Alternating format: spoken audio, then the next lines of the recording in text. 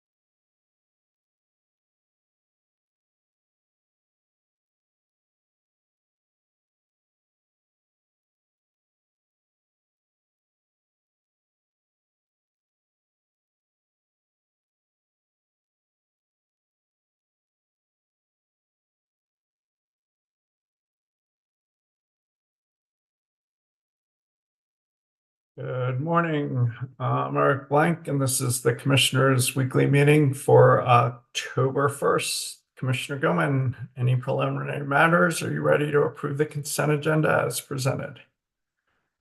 Morning, I would vote to approve the consent agenda. Commissioner Plant?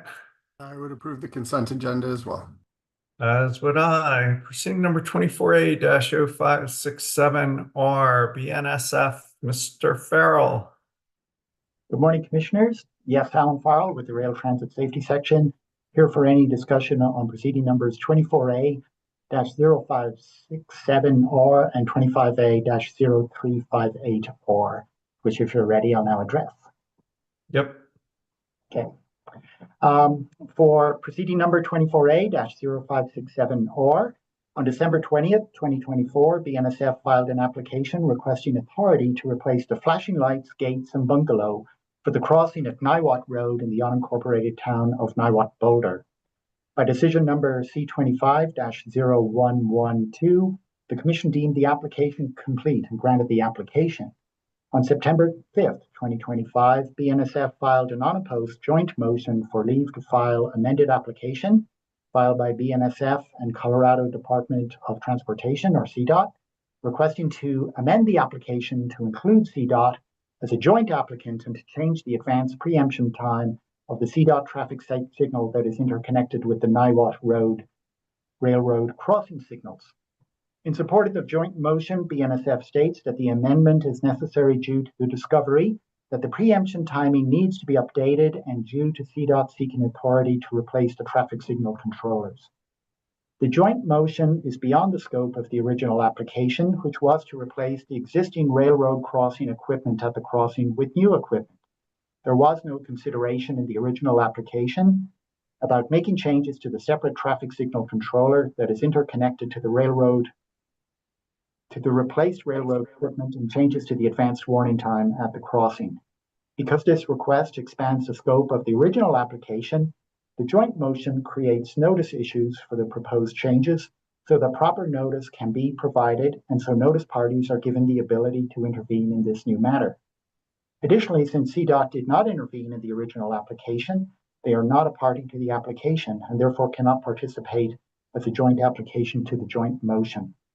The scope of the additional changes proposed by the joint motion needs to be filed with the Commission in a separate new application.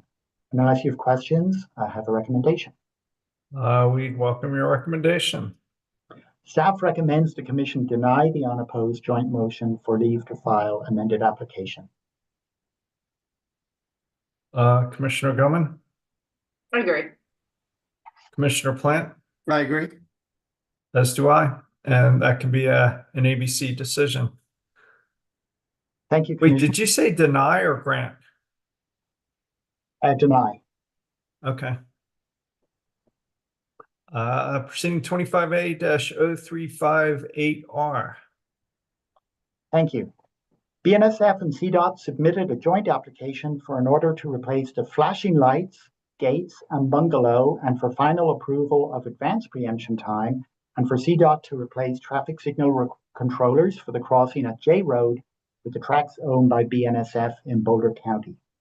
On September 5th, 2025, staff of the Commission sent a deficiency letter to CDOT outlining missing information from the application.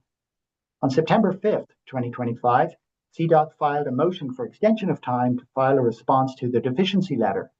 CDOT's motion states that CDOT's engineers are working on that information. However, it is not currently ready, and that CDOT's counsel has a trial scheduled for September 29th through October 3rd, 2025 in Jefferson County District Court. CDOT requests a 28-day extension of time up to and including Monday, October 13th, 2025 to complete and file its response to the deficiency letter, and no interventions were filed in this matter. And again, unless you have questions, I have a recommendation. Nope, we'd welcome your recommendation.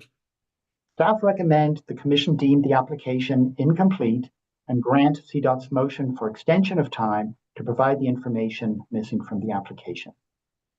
Commissioner Gilman? I agree. Commissioner Plant? I also agree. As do I. And again, that can be an ABC decision. So thank you. Thank you, Commissioners. Proceeding number 25R-0083R, Ms. Harper, Union Pacific Railroad Company. Commissioners, for decision today is the application for rehearing, re-argument, or reconsideration filed by Union Pacific Railroad Company to your exceptions decision that adopted the ALJ's recommended amendments to the railroad civil penalty rules. The amendments implement the provisions of House Bill 24-1030 that authorize the Commission to impose a civil penalty on a railroad if a railroad or any officer, agent, or employee of the railroad violates Section 4020-303. This Section 4020-303 outlines certain requirements for railroads to report to the Commission on their deployment and utilization of wayside detector systems, and also sets forth certain expectations and procedures for obstructions at public crossings located in Colorado. In its RRR, Union Pacific requests the Commission reconsider any rule that would impose a civil penalty associated with this Section 4020-303. As to blocked crossings, Union Pacific argues the legislature attempted to draft the language in Section 4020-303 to avoid federal preemption, but in doing so, used ambiguous language that, when read alone, appears to be a request to minimize obstruction of highway rail crossings. Union Pacific claims the statute does not define what constitutes an obstruction and generally lacks the degree of specificity needed for enforceability. Union Pacific further challenges that imposing a civil penalty under Section 4020-308 and adopted Rule 7011B creates the effect the legislature was trying to avoid. That is, it indirectly manages railroad operations by imposing economic disincentive. Thereby, it is preempted by the federal law. As to reporting, Union Pacific challenges how imposing civil penalties for noncompliance with wayside reporting or crossings management would promote railroad safety and therefore be allowed. Union Pacific states it and other railroads have used wayside detectors for decades, and it already routinely maintains and replaces its detectors.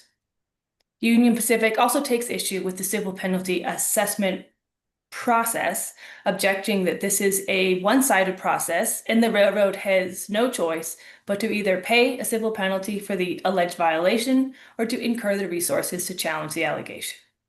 So I'll pause here, or I can proceed to my recommendation. No, we'd welcome a recommendation. I recommend denying the RRR and denying the associated request that the Commission stay these rules while any legal challenges are addressed. As to blocked crossings, the Commission already addressed these arguments, and there is nothing in the RRR compelling the Commission to revisit or revise that decision.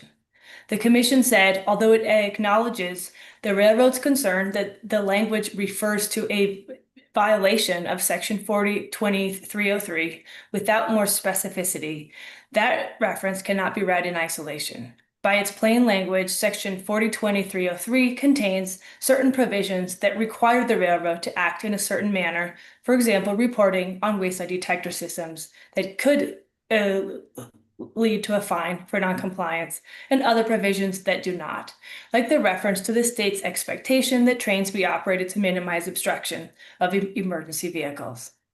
And the Commission said the legislature apparently selected and structured the language in Section 4020-303 with these legal limits in mind, so as to strike a balance that seeks cooperation by the railroads in ensuring that emergency vehicles responding to crises in the state are not held up at blocked crossings, while stopping short of enacting mandates that could be construed to manage or govern rail operations and thus be preempted.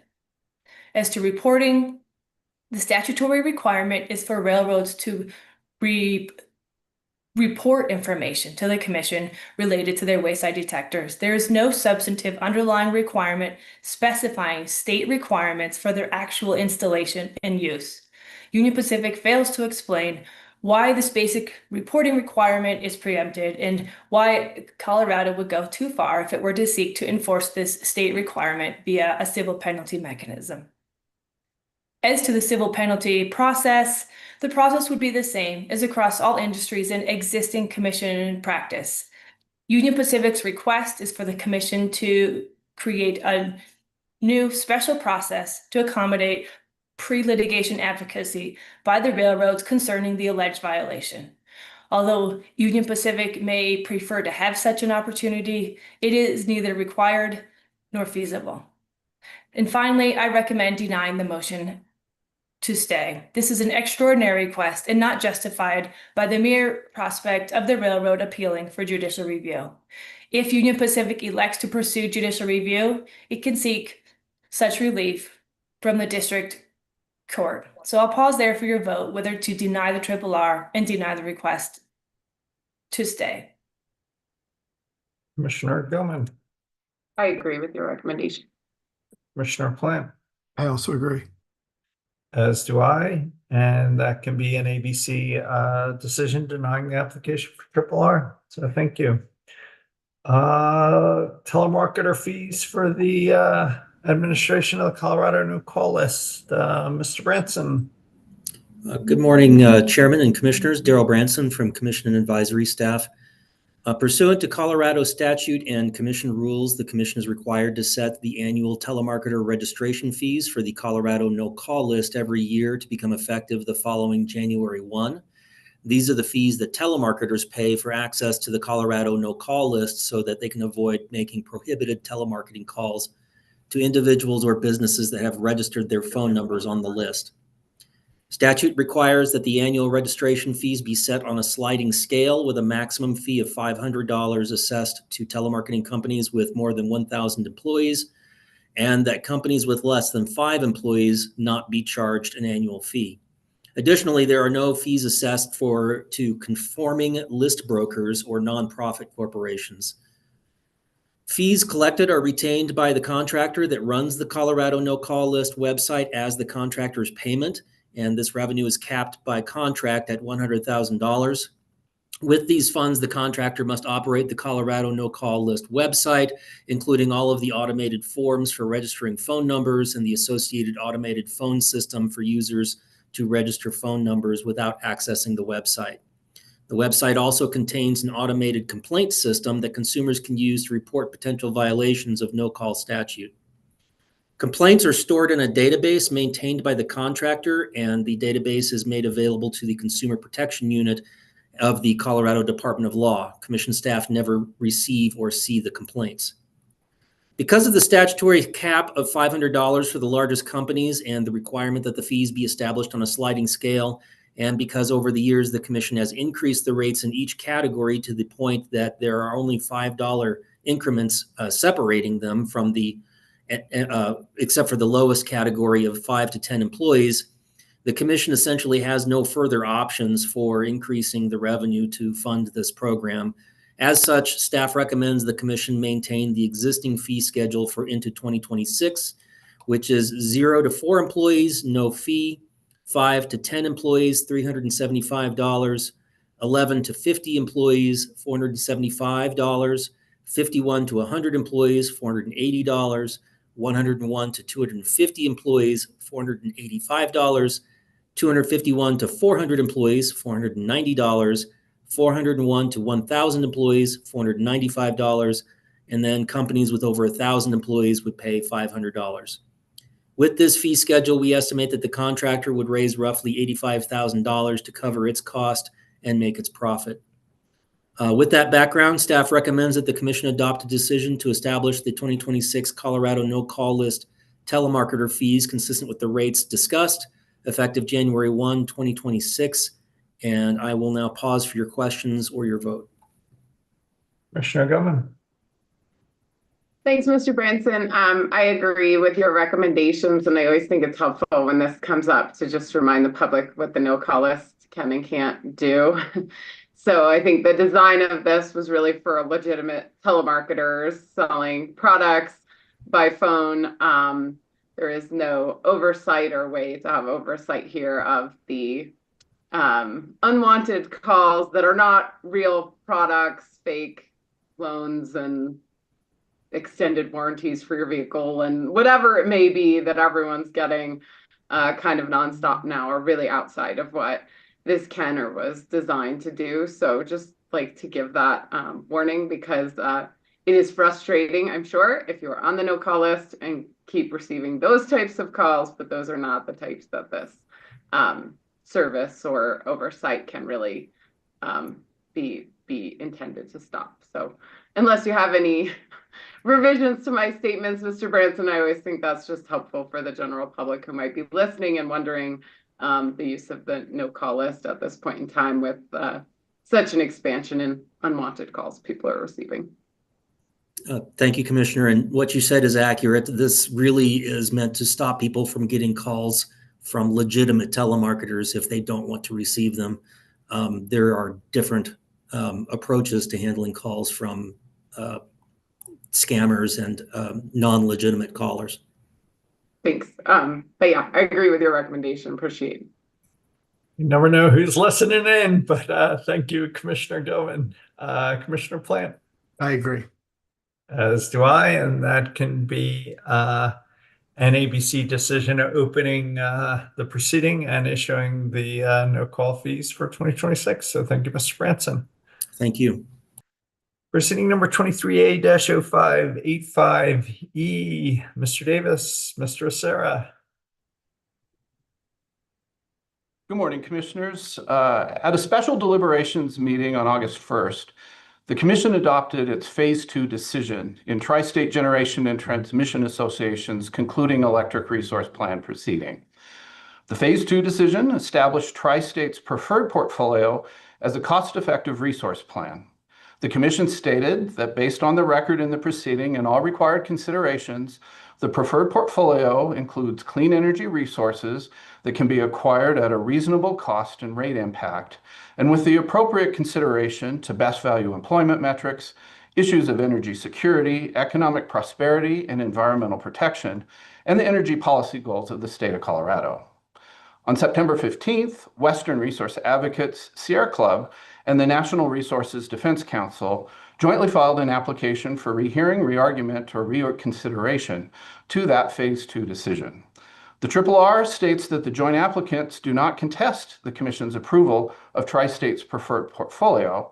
Instead, they ask the Commission to reconsider the language of paragraph 90 of the Phase 2 decision and either strike that paragraph from the order or clarify that the Commission has not created a new standard of review for approval of this or any future ERP. The joint applicants argue that paragraph 90 announces a new standard of review without citing any supporting legal authority. They argue that there is no statute, commission rule, or previous commission decision that contains this new standard of review. And they further argue that the new standard of review deviates from the clear factors and Phase 2 decision contents outlined in Rules 3605 and 3613 of the Commission's electric rules, and likewise conflicts with paragraphs 5 through 8 of the Phase 2 decision itself that recites those ERP rules that apply to Tri-State. In support of their request to strike the paragraph, the joint applicants argue that it risks creating confusion and it's improper as it reflects a modification to the ERP rules for Tri-State without proper notice. But if the Commission elects not to strike the paragraph, the joint RRR applicants ask the Commission to clarify that Rule 3605H still provides the applicable standard for a Phase 2 decision and that paragraph 90 does not represent a new standard of approval. So the decision for you this morning is whether to grant the requests in the RRR to strike the paragraph or instead to grant the alternative request for clarification. The Commission also has the option to deny the RRR. I reviewed the recording of the Commission's deliberations at the October 1st deliberations, and in my view, paragraph 90 accurately reflects the decision rendered by the Commissioners when discussing whether to establish Tri-State's preferred portfolio as the cost-effective resource plan in this proceeding. Commissioner Gilman, would you like a recommendation or anything further? No, I'll take a recommendation. Yeah, if Okay. you can give us a recommendation, Mr. Davis, that'd be great. Okay. Well, paragraph 90 is based on the decision language proposed by Chair Blank and agreed to by Commissioner Gilman with an added corollary, and all of that was agreed to in full by Commissioner Plant. If the commissioners agree that it's not necessary to strike the paragraph from the Phase 2 decision, they could also agree to grant the applicant's alternative request for relief and confirm that Rule 3605H is indeed the standard applied by the Commission here when rendering the Phase 2 decision, and that paragraph 90 thus does not represent a new standard of approval. The Commission could further state in its decision on RRR that paragraph 90 instead explains how the Commission exercised its discretion when applying the standard set forth in Rule 3605H, consistent with the requirement in Senate Bill 19236 that directed the Commission to promulgate that rule in the first place. As stated in the NOPR from that rulemaking, the Commission must consider, among other factors determined by the Commission, whether Tri-State serves a multi-state operational jurisdiction, has a not-for-profit ownership structure, and has a resource plan that meets the energy policy goals of Colorado. The commissioners then today could thus conclude that paragraph 90 of the decision explains those considerations as the Commission applied Rule 3605H. Commissioner Gilman. Thanks, Mr. Davis. I agree with granting the alternative request in the way that you described. Thanks. Commissioner Plant. I also agree. As do I, and thanks for helping us through that. And that could be an ABC decision granting the alternative requests for relief with the explanation you just gave us. Does that give you what you need, Mr. Davis? Yes, thank you. Thank you. Proceeding number 25A-0220G, Ms. Davis, Public Service Company, GIP. Good morning, Commissioners. I'm Kimber Davis of the Commission's advisory staff. This proceeding is the application of Public Service Company of Colorado for approval of its 2025 to 2030 gas infrastructure plan, or 2025 GIP. You'll recall that Public Service requests CPCNs for two projects. The Louisville to Rollins Pass project seeks to mitigate safety and integrity risks of exposed pipe. The Spear Canal Interconnects project proposes new supply interconnections in the company's northern gas system to Tallgrass and to Kinder Morgan's Colorado Interstate Gas Company High Plains system, along with requests for funding to construct, relocate, or otherwise modify related metering and regulator stations. Public Service is also seeking a presumption of prudence for what are called planned projects in the GIP and the associated cost estimates. The company also seeks approval of its proposed non-pipeline alternative project cost recovery structure using the existing electric and gas demand-side management cost adjustment. Decision number C250658I, issued September 10, 2025, established the procedural schedule and set a remote technical conference on October 10th. The purpose of the technical conference is for Public Service to answer clarifying questions from the commissioners, and thus Public Service should make its witnesses available for such discussion.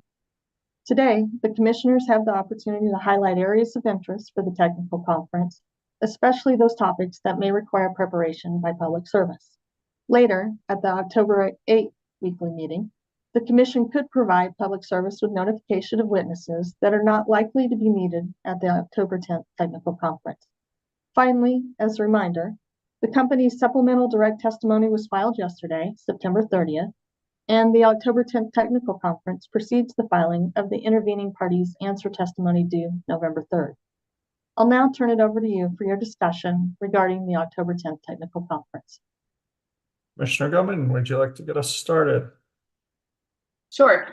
So yeah, just a few ideas on what I anticipate discussing next Friday, kind of as a heads up. I don't have any witnesses at this point in time from Public Service that I'm aware we will not need, but I'm happy to continue to look at that and provide an update on that next Wednesday if possible.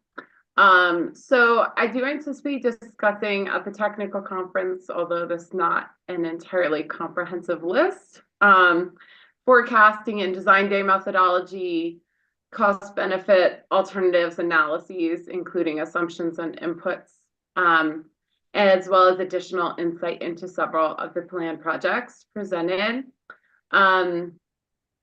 In addition, I'll be interested to understand better with regard to the statutory requirement to identify pipes that may be upgraded or replaced within 10 years from the date of the plan.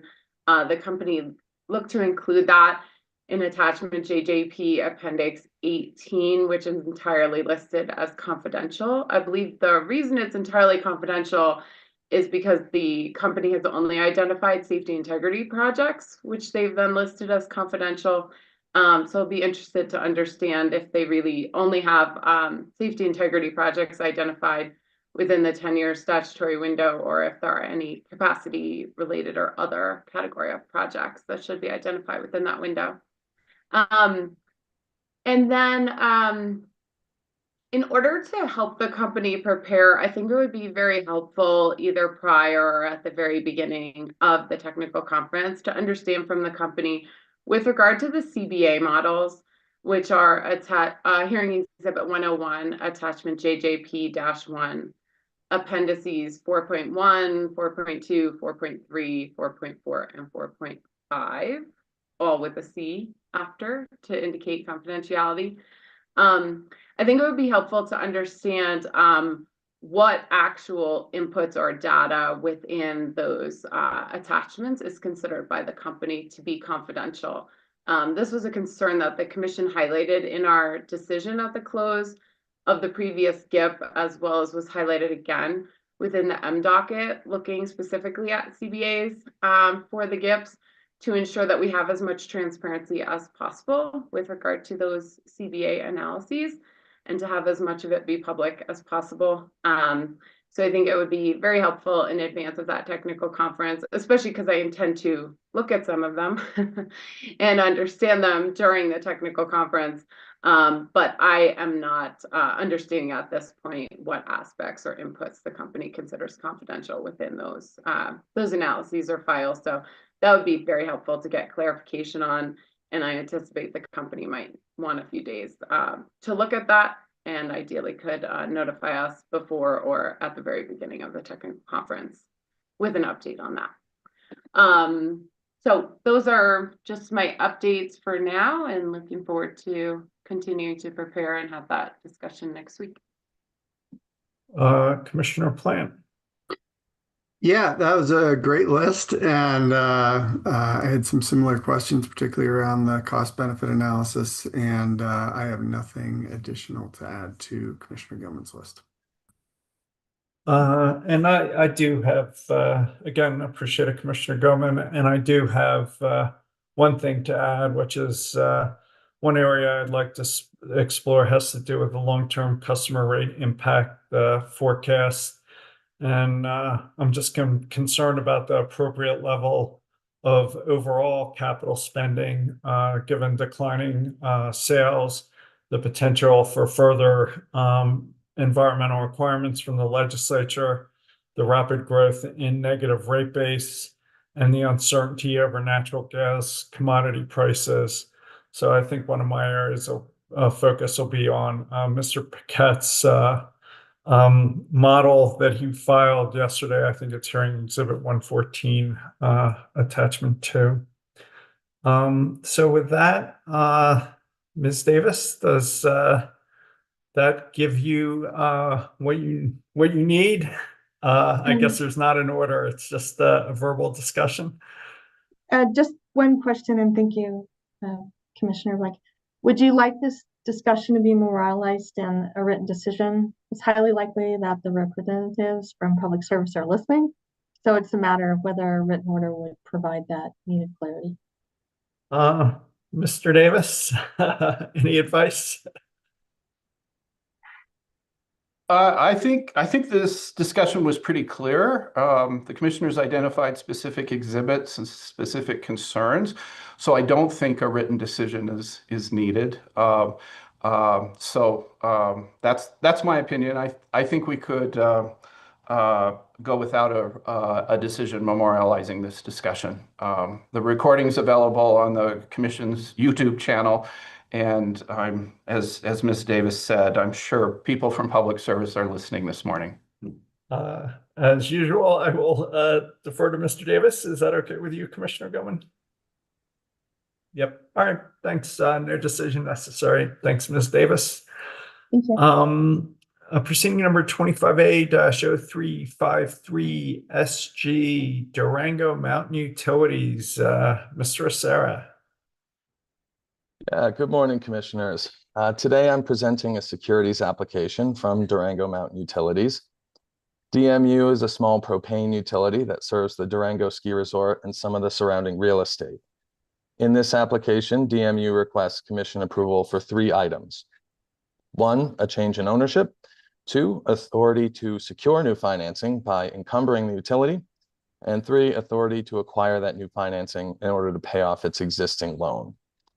The application itself arises from 2 changes. First, the ski area owners are forming a holding company to consolidate the resort, the real estate business, and the utility under one corporate umbrella. According to the testimony, the reorganization will not change the utility's operations, but because it constitutes a change in control, the Commission has to approve this. Second, DMU has identified new debt financing at terms that are approximately 3% cheaper than its existing financing. So the utility is asking for authority to secure the new financing and encumber the utility as part of that arrangement. Trial staff didn't intervene formally, but they did review the application and negotiated a set of commitments from DMU, which staff views as protective of ratepayers.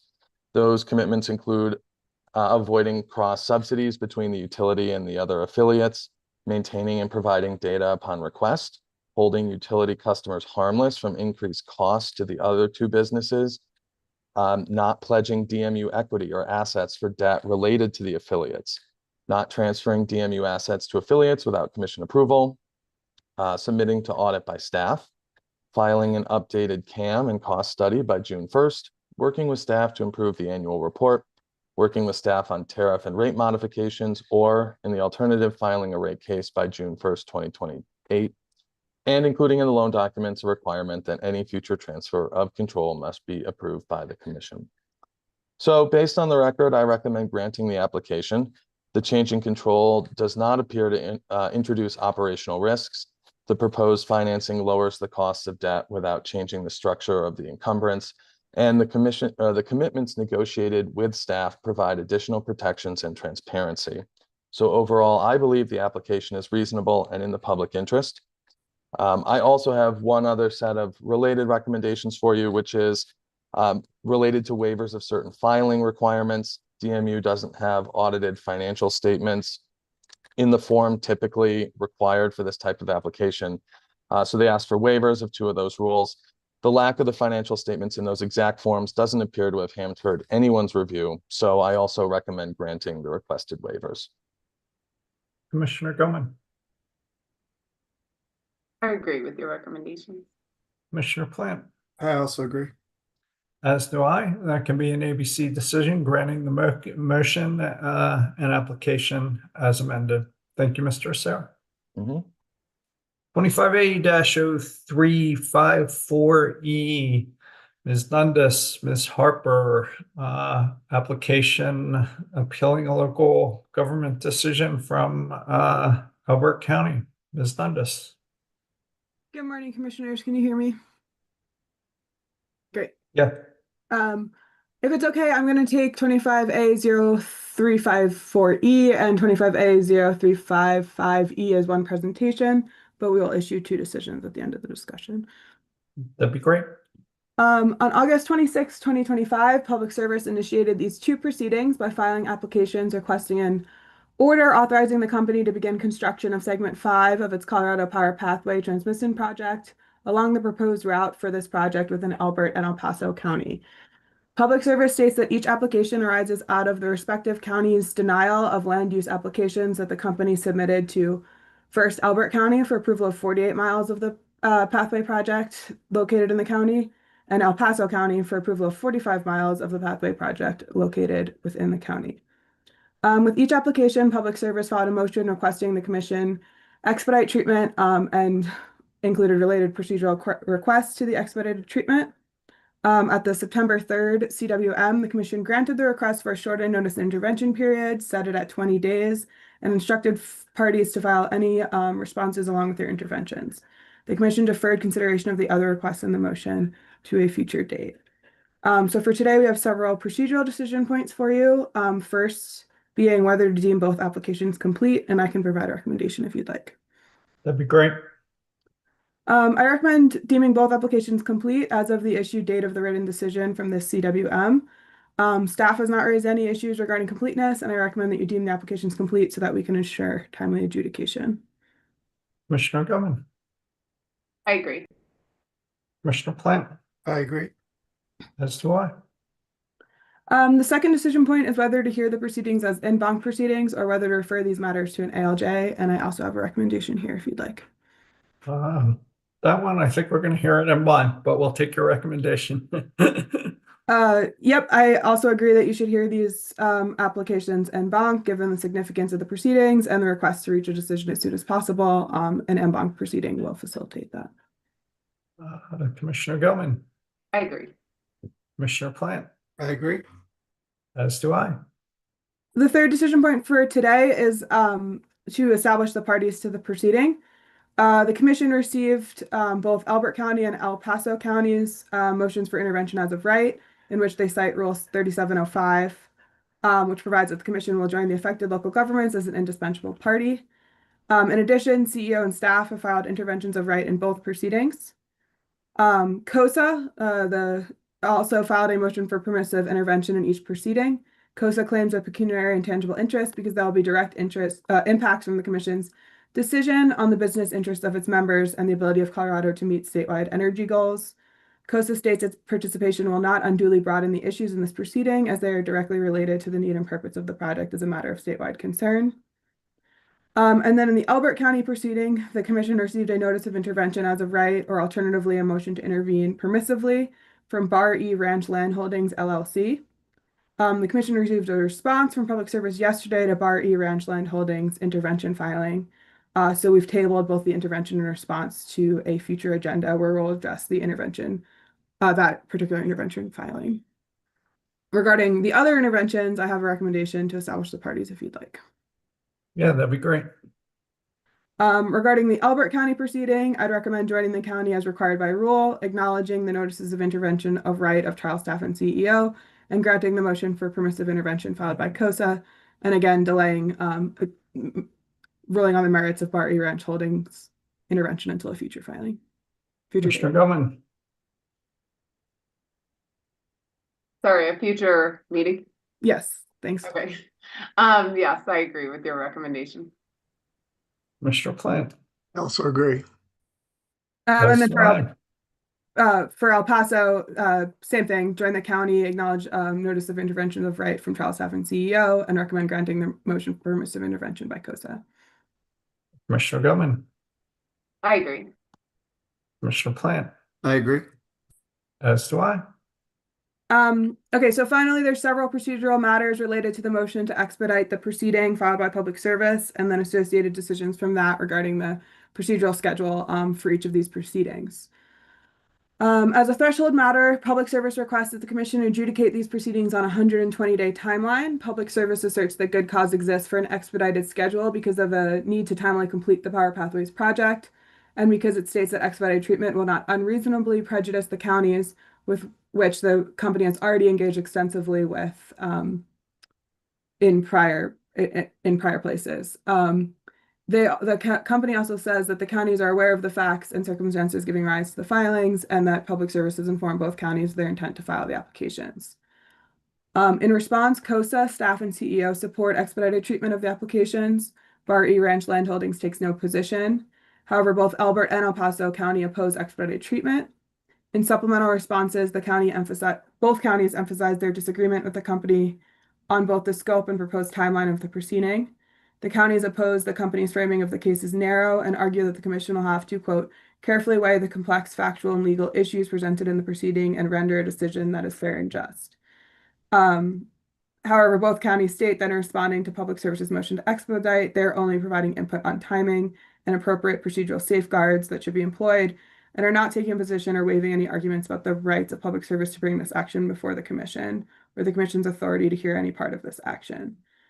The counties argue that a hearing is statutorily required and emphasize that the administrative record is voluminous and the counties may sponsor numerous witnesses. They highlight that any time pressure felt by Public Service is of its own doing, and the counties request a 250-day schedule and state that they will take further opportunity by the Commission to respond with specific timing and scheduling requests. So for decision is whether to grant Public Service's motion for expedited treatment on a 120-day schedule for these proceedings. And I also have a recommendation here if you'd like. Yeah, we'd welcome your recommendation. Under the time limits for applications in 46-1095, the Commission starts with 120 days to make its decision, but can extend that to 250 days total if it finds additional time is required. The time starts once the Commission deems the application complete. Here we agree with the counties that to complete the necessary process and respect the right of all parties, it'd be extremely difficult to complete these proceedings within a 120-day time frame. The Commission's existing press of business results in an extremely packed calendar through the end of the year, and we anticipate both applications will require an evidentiary hearing as well as travel for public comment hearings. For these reasons, I recommend denying the motion and extending the deadline for a Commission decision to 250 days as a practical necessity, but signal a willingness to adopt a schedule shorter than the 250 days if at all possible. I'd also recommend denying the motion to expedite discovery processes and set the discovery processes in the Commission's rules unless a different approach is agreed to by the parties. Commissioner Gilman. Thanks, Ms. Dundas. Yeah, I agree and would emphasize the 250 days would be the maximum, and we'll endeavor where possible to, beat that timeline by as much as is feasible. Commissioner Plant. I agree. As do I, and yeah, if you can, this can be an ABC order, Ms. Dundas, and if you could emphasize the point that we're going to do everything we can to get this resolved in a reasonable time frame, that'd be great. Sure. Yeah, go ahead. I have a few more if you. Yeah, go ahead. So because you just voted to deny the expedited treatment, but signal the willingness to proceed as timely as possible, I have a few scheduling recommendations. I'll run through them all and then take a vote at the end. First, I recommend that you schedule the pre-hearing conference required by Rule 3705 for 1 to 2 p.m. for Elbert County and 2:30 to 3:30 p.m. for El Paso County on October 22nd. Parties have been advised to hold this date on their calendars, and this pre-hearing conference is intended to hear comments on the procedural schedule and discuss scheduling the public comment hearing contemplated by CRS 2920-1085. Second, I recommend that you set a deadline for filing of a consensus report or a motion to approve a consensus procedural schedule for October 15th. We do not intend to consolidate these proceedings, so the report or motion should address a separate procedural schedule for each application. The report or motion should address discovery parameters, should indicate preferred dates for the public comment hearing, or at least where within the procedural schedule the parties request it fall, and take into account the following guidance. First, as stated, that the Commission will endeavor to complete the case sooner and encourage parties to confer on a procedural schedule that contemplates less than 250 days, and that the Commission has available windows for hearing based on Commissioners' calendars of the first week of February, February 12th and 13th, February 19th and 20th, and the first week of March. Parties shall design a proposed schedule that includes no less than 8 weeks from hearing to the requested decision date. And then I'd recommend that the written decision remind the counties that the local government shall submit its preference for the location of the public hearing 10 days before the commencement of the pre-hearing conference, which would be October 13th.